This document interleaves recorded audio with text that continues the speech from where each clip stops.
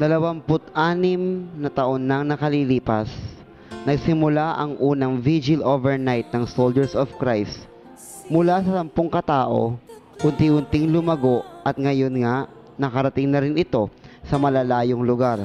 Ipinagdiriwang namin ang ika-26 na taong anibersaryo ng vigil overnight nitong nakaraang Lunes, ika-2 ng Abril. Pinasimulan ito ng banal na misa na pinangunahan ng lubhang kagalang-galang Deogracias Iñiguez, obispo ng Caloocan. Maaga pa lang ay nagdatingan na ang mga sundalo ni Kristo mula sa malalayong lugar. Bakas sa kanilang mga mukha ang kagalakan. Ang bawat grupo ay nagdala ng pagkain upang kanilang mapagsalu-saluhan at naibahagi sa mga kapatiran.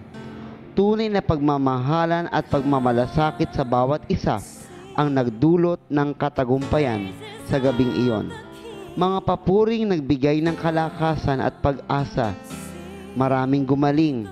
Maraming nakadama ng katiwasayan ng kanilang puso't isipan. Lalo't higit, umuwi silang taglay ang kaligayahan at pag-asa ng hatid ng mabuting balita ng kaligtasan. At ito ang panawagan ng ating Panginoon, na tayo ay magbalik loob at talikdan ang ating mga maling ginawa.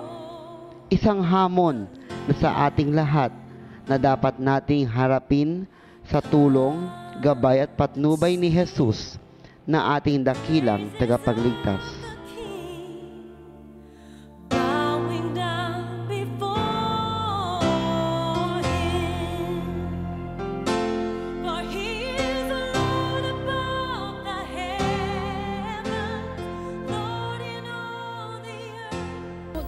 Dati pong buhay, ako po ay makasalanan, sobrang makasalanan. Mandaraya po ako. Para lang po masunod ko yung aking pangarap na makarating sa iba't ibang lugar.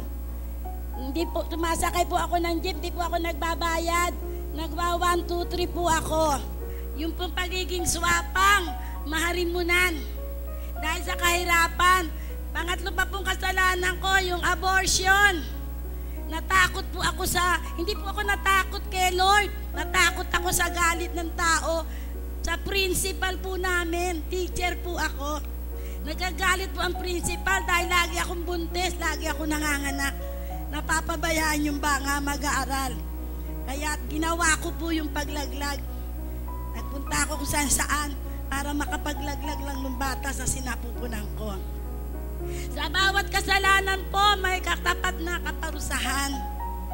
Ito po ang binigay sa akin ni Lord na kapag asawa po ako ng irresponsableng asawa, di nagbibigay ng sahod. Nawala pa po ng 7 taon.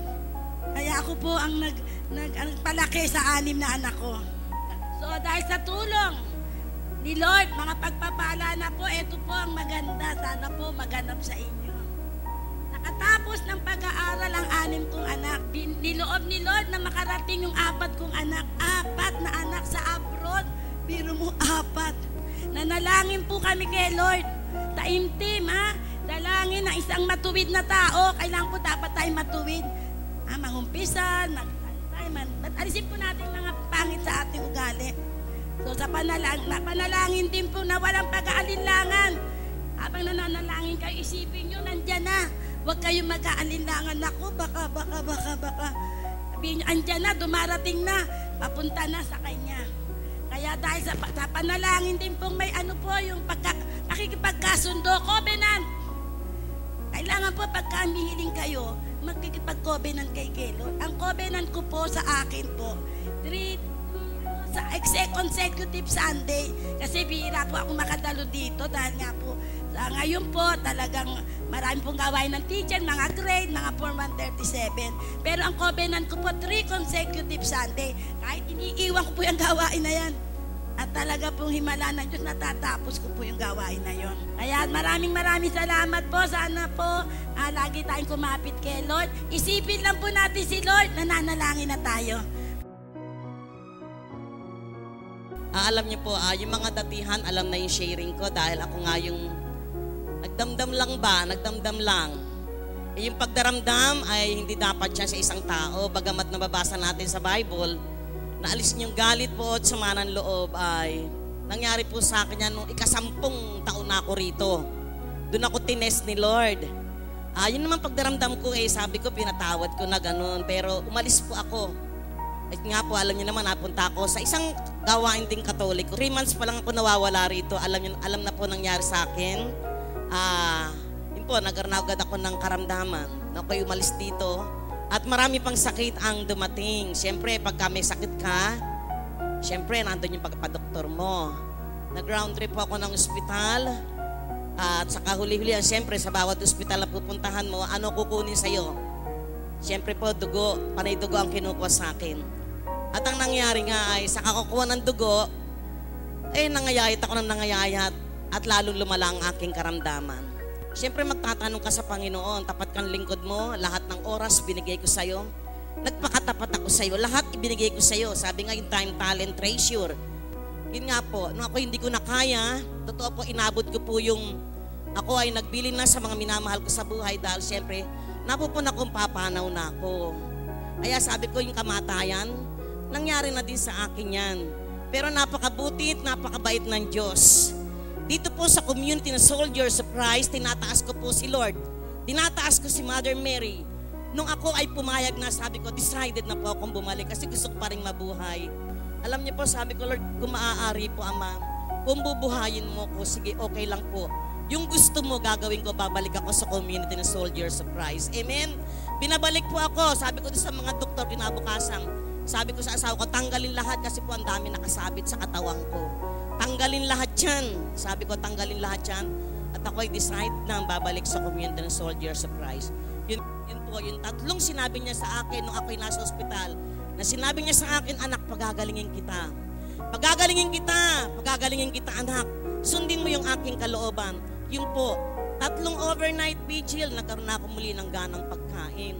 Tuloy-tuloy po yun. Magpahanggang ngayon. Salamat sa biyaya at awa ng Panginoon. Ako po'y buhay pa. Amen? Si Ezekias, 15 years. Ako po, 17 years nang binibigyan ng Panginoon ng buhay. At yun nga po, nakakalungkot, nauna pa yung asawa ko sa akin. Asawang mapagmahal, nauna pa yung asawa ko.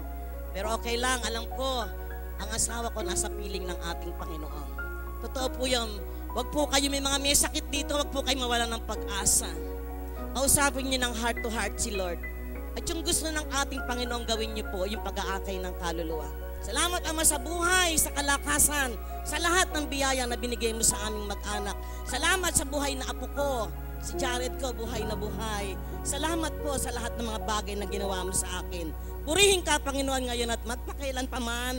Amen. Blessed be the name of the Lord.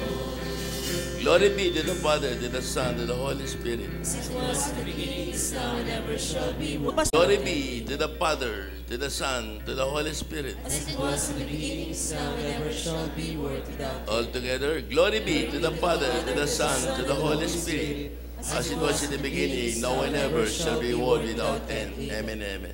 To the Father, and the Son, and the Holy Spirit. Let's give you a round of applause. Hallelujah, hallelujah, hallelujah. Sabi natin, hallelujah. Hallelujah! Hallelujah. Hallelujah! Hallelujah. Hallelujah!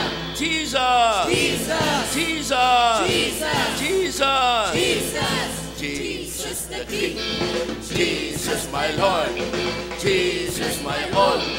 Jesus the King, my Lord, my all. Yes! Yes! Yes! Ito lang pamuli natin dyan sa buhay. Good morning po. Hello. Hi. Hello! Praise the Lord. Hallelujah!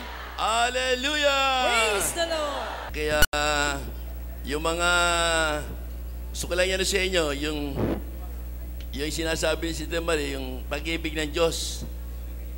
Walang hanggan po ang pag-ibig ng Diyos sa atin. Kaya yung pag-ibig ng Panginoon, at least hindi nga lang tayo makadirekta dahil minsan napakabanal ng Panginoon. At iba ang kanya mga iba kasi ang galaw ng lalaki sa Diyos ba, iba ang kanyang kaysa sa babae. Di ba nanay? Di ba nanay, mapagmahal ang nanay, paluin mo yung anak niya. O kaya makita na gaano, may nakita isang nanay, papaluin yung anak niya, mismo siya nagpapalo sa bitas, tenement. Nakita niya anak niya, papaluin yung kalaban, no? Siya mismo sumugod, yung ulo niya pinapalo niya. Ganun ang pagmamahal ng ina. Kaya ang Mama Mary, mapagmahal sa anak niya, no? Ang Panginoon Jesus, mahal din tayo, kaya lang dadaan ka sa proseso. Ang Mama Mary, kahit may mali ka, okay na, ano? At siya na bahala, gagawa siya ng daan. Kaya nga yung itong ating pinakaki, no? Walang hanggan ng pag-ibig ng Diyos sa buhay. Kasi nung pa man ang ating mundo, nagdaranas ng iba't ibang pagdurusa. Idulot ng mga digmaan, mga natural na kalamidad ngayon, mga climate change, iba't ibang sakit, cancer. Lahat tayo apektado. Mga biktima, mga kaibigan, mga pamilya. Nagugulan tayo lalo, halo-halo ang damdamin sa ating kalooban. Takot, galit, kawalan ng kakayahan, takot na mapabayaan at ang kamatayan kung dumating sa atin, at po yung takot sa atin. Ang Holy Spirit ay nagpapatunay na ang Diyos ay nagmamalasakit sa bawat isa sa atin.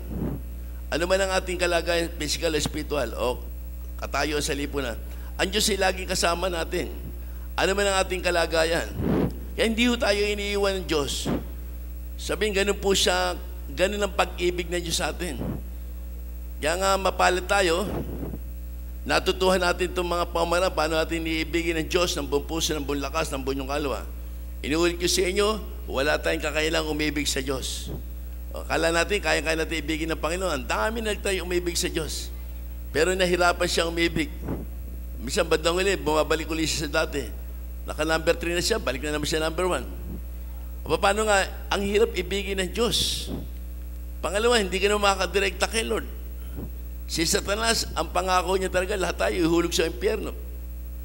Kaya walang, ang tao, pabalik-balik lang. Meron mga nakakalusot, siguro sa tulong ng tabag ng Diyos sa buhay. Pag sinabi niya, gusto ko maligtas ka, maliligtas ka. Paano yung marami? Paano yung mga tao talagang walang kakayanan? Wala pang relasyon sa Diyos sa buhay. Kaya hirap na hirap po ang tao. Kaya nga, sabi nga sa 1:3:16, walang hanggan ng pag-ibig ng Ama. Pakibasa nga sa John chapter 3 verses 16. Yan pinaka-topic po natin, walang hanggan ng pag-ibig ng Diyos. Sige, okay. Gayon na lamang ang pag-ibig ng Diyos sa sanlibutan, kaya ibinigay niya ang kanyang bugtong na anak, upang ang sumasampalataya sa kanya ay hindi mapahamak, kundi magkaroon ng buhay na walang hanggan, ang salita ng Diyos. Amen, hallelujah. Kaya walang hanggan ng pag-ibig ng Diyos sa buhay. Mismo anak niya, binigay niya para sa atin lahat.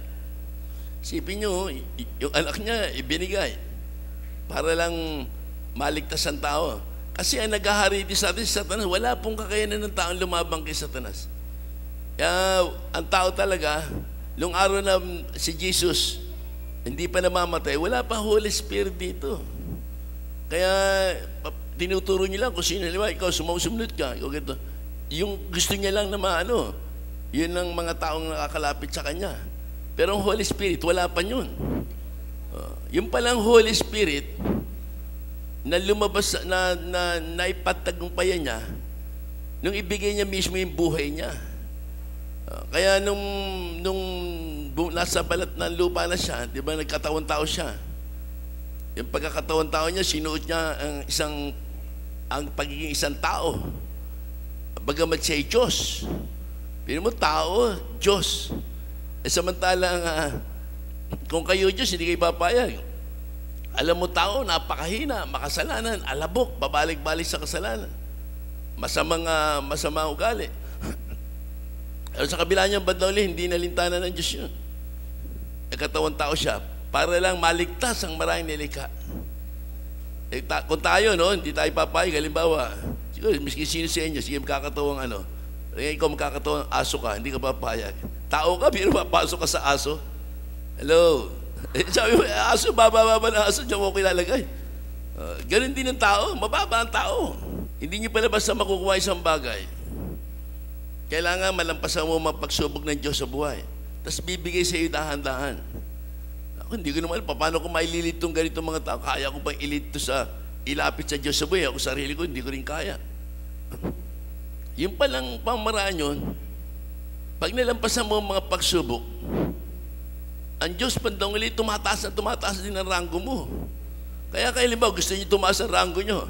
Gusto niyo madinig agad kayo ng Diyos sa buhay. Kailan lumampas kayo sa mga pagsubok na ibibigay sa ng Diyos sa buhay? Asawa, Diyos. Pera, Diyos. Anak, Diyos. Ipanalo mo, Diyos. Sa gitna nyo, makikita nyo po, tataas ang ranggo nyo. Pakibasa mo na sa ano. Ito dito sa Awit 23, 1-6. Si Yahweh ang aking pastol, hindi ako magkukulang. Ako'y pinahihimlay sa mainam na pastulan, at inaakay niya ako sa tahimik na batisan. Binibigyan niya ako niyong bagong kalakasan, at sang-ayon sa pangako na kanyang binitiwan. Sa matuwid na landasin doon ako inaakay. Kahit na ang dang iyo'y tumatahak sa karimlan, hindi ako matatakot pagkat ikaw ay kaagapay. Ang tungkod mo at pamalo ang gabay ko at sanggalang. Sa harapan ng lingkod mo, ikaw ay may handang dulang. Ito'y yung ginagawang nakikita ng kaaway. Nalulugod ka sa akin na ang ulo ko ay langisan, at pati ng saro ko ay iyong pinaapaw. Tunay na ang pag-ibig mo at ang iyong kabutihan, sa aki tataglayin habang ako'y nabubuhay. Doon ako sa templo mo, lalagi at mananahan. Palakpakan pa natin sa ito ng Diyos sa buhay. Hallelujah, hallelujah. Ito, binigay sa atin ng Diyos to. Wala akong alam. Wala naman tayong pinaka-virtue, no? Ito, nakuha ko lang to. Biglang dumating lang sa isip ko. Gawin mo yan ang pinaka-ano nyo. Tawag lang pinaka-virtue nyo, pinaka-opening nyo. Yung awit ng pastol. Okay, bandang uli, habang tinuturo ko itong awit ng pastol, nagagamit ko sa healing. Tapos madali, naituro ko sa maraming tao. Yung mga mamamatay na, pag binanggit yung awit ng pastol, nabubuhay. Mga may sakit, gumagaling. Yung awit pala ng pastol, napakabisa. Bisa, kala natin, ordinary lang, ano? So, sabi niya, si Yahweh ang pastol, hindi ako magkukulang. Ako'y pinihimlay sa mahihim na pastol. Hindi siya nagkukulang. Lahat ng kailangan nyo, bibigay ng Diyos. Ganun si Yahweh, no? Walang hanggan ng pag-ibig niya. Kaya nga tayo, pagka binabanggit po natin yung si Yahweh ang aking pastol, sa lahat ng lugar, kahit sa sunog, taas niyo yung Bible niyo, tsaka sambitin yung awit ng pastol. Yung mga na-hold up. Ilang tao na na-hold up? Ilang tao na na-aksidente? Ilang tao na bandang ulit pagka sinasambit yun? Yung sa sunog lang, sambitin mo, taas mo yung Bible mo. Makikita mo yung sunog, lumiliko. Ang dami na po naging karanasan yun. Sa mga sa mga hold up, tumahimik ka lang, oh. Sambitin mo yung awit ng pastol. Misa magtataka ka, oh. Binabalik ulit sa yung mga nakuha. O kaya misa lalampasan ka. Sasabihin sa iyo, kasama ka ata niyo, ba't hindi ka nanakawan?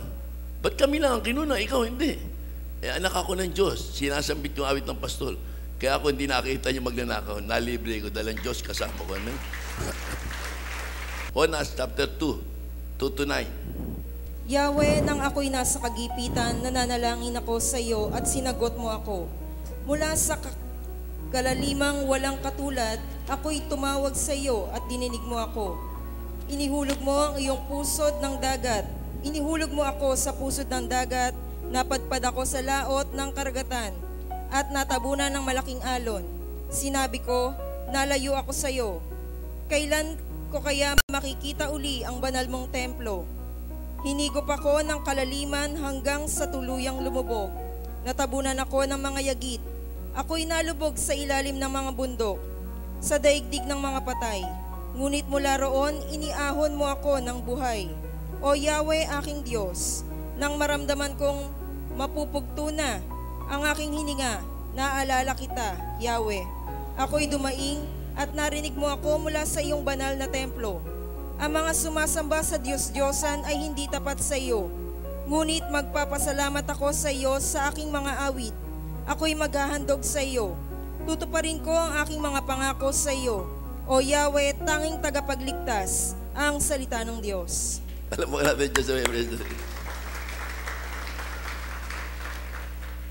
tingnan niyo po yung si Jonas, ayaw niya talagang sumunod kay Yahweh dahil alam niya, mahabagi si Yahweh. Isang lang, magbago lang ng isip ng tao, mangako lang, patatawarin ka agad ng Diyos.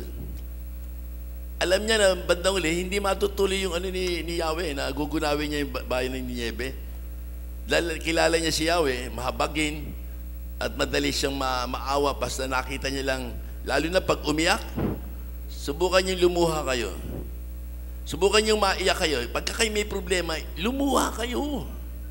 Huwag niyo parang matigas pa puso niyo. Pag meron kayong kahilingan sa Diyos, iluha niyo yan. Hayaan niyo mamiyapisin yung pisngi. Ang mga luha niyan. At ang Diyos, doon po siya natatats. At sabayan niyo pa ng fasting, makita niyo, baka magulat na lang kayo, kabukasan, yung lahat ng problema niyo solve. Dahil ang Diyos ang magsosolve. Dahil ang Diyos nahabag sa mga tao. Dito nga, nagtago siya, oh. Pero bandang huli, yun nga, nagtatago ka, muli siyang ibinalik ni Lord. Bandang huli, dahil nakita, dahil yung kanilang barko, lulubog na. Sabi, merong malas na tao dito. Siguro tumalikod sa Diyos niya to, kaya nagtatago to. Kaya bandang huli, umamin na si Jonas, yung pag-amin niya, bumayang na rin siyang patapon dahil lulubog sila. Kaya nung itapon siya, yan nga na sa kabila na mapupukto na hininga niya, kinaroon po yung kanyang pagsusumamo. Nangako na siya, susunod na sa kalooban ng Diyos sa buhay. Yung pagsunod niya, kapag daka, pinatawad siya ng Diyos. At muli siyang binalik, sabi niya, susunod na po, mag-ahandog na ako sa iyo, tutuparin ko na ang pangako ko sa iyo, Yahweh. Tanging tagapag, iligtas mo lang ako. Kaya pag nasa panganib po tayo, kaya nga sinasabi ko sa inyo, promise line, covenant. Lahat doon ang may kahilingan sa Diyos. Lahat ng gustong magbago ang buhay. Lahat ng gustong gumaling ang karamdaman taglay. Kailangan nyo po ang covenant. Kailangan nyo po ang pangako sa Diyos na buhay. Hindi pwedeng gagaling kayo nang wala kayong pangako. Ang Panginoon nag-iintay sa bawat isa, mangako kayo katulad ni Jonas, nangako siya. Ligtas mo lang ako sa dagat nito. Susunod ako sa iyo. Gagawin ko lahat ng gusto mong ipagawa sa akin. Kaya tayo, kung meron man kayong kahilingan sa Diyos sa buhay, nakatuklas tayo ng paraan kay Lord, mangako kayo at ang inyong kahilingan ay didinggin ng Diyos sa buhay. Yan po yung walang hanggang pag-ibig ng Diyos. Walang hanggang ng habag niya.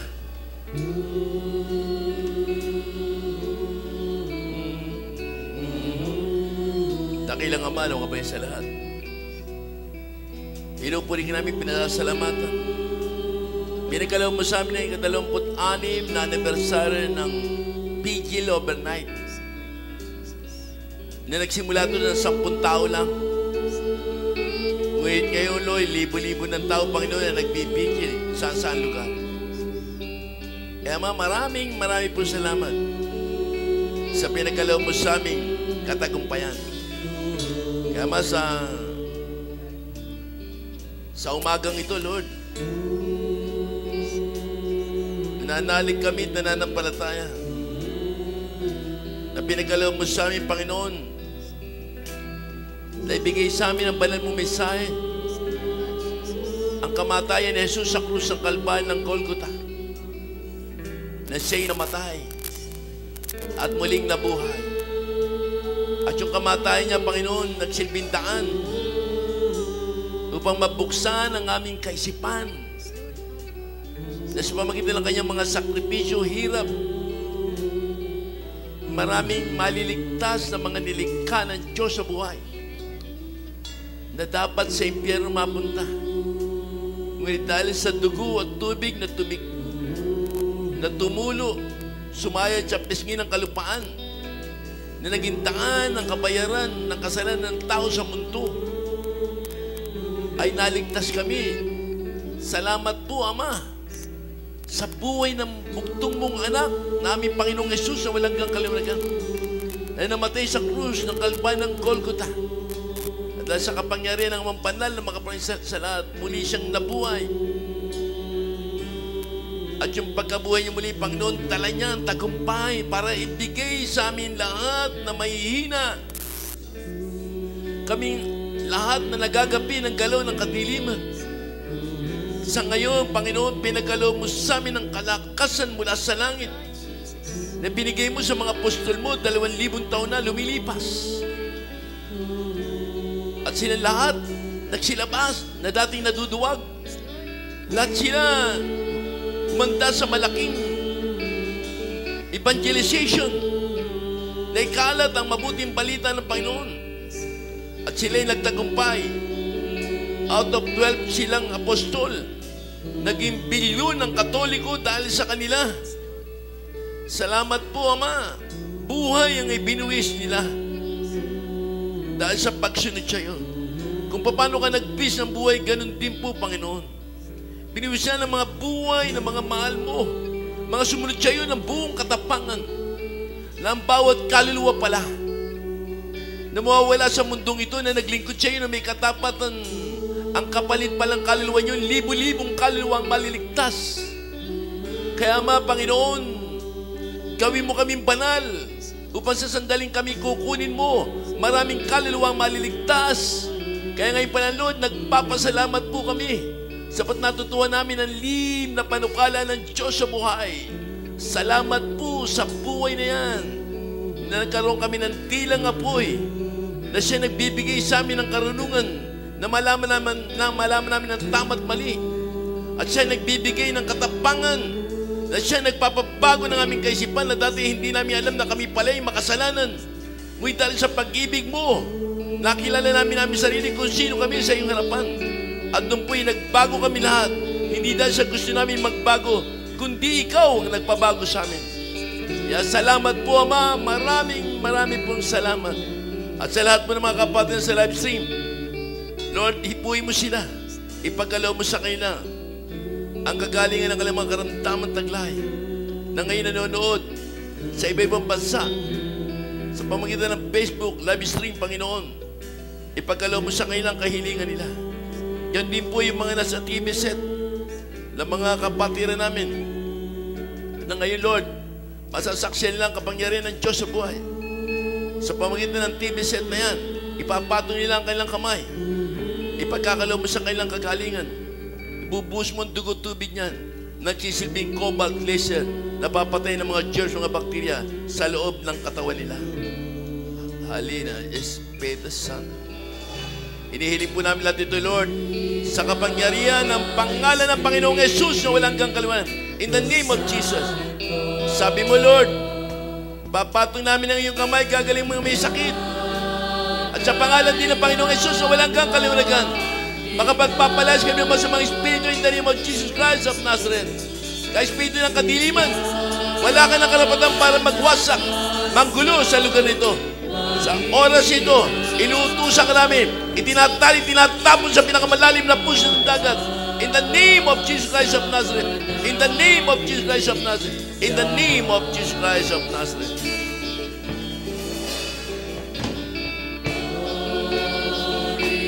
At ngayon, Lord, ang mga tahanan ng mga kapatiran namin ay magsisimula na ang kapayapaan, kasaganahan, sapat manananan sa kailang banal na espiritu ng Diyos sa buhay na mula sa kalangitan. At patatawarin mo lahat ng aming mga kasalanan taglay.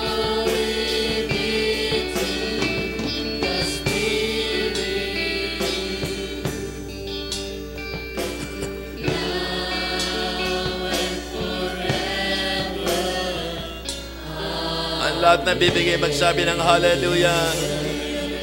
Hallelujah, hallelujah, hallelujah. Hallelujah. Hallelujah, hallelujah, hallelujah, hallelujah, hallelujah. Pinupuli ka namin, pinasalamat.